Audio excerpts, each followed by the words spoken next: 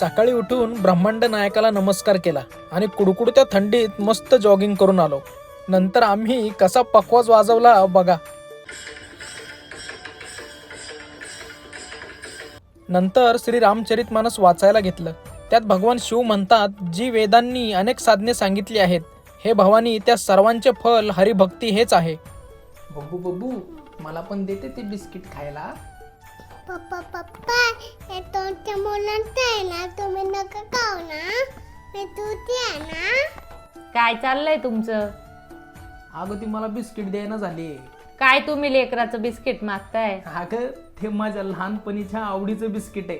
ते लहानपणी मी लई आवडीने खायचं.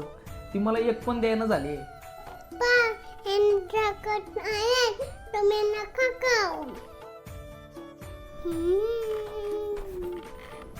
तुम्हाला नाही देणार.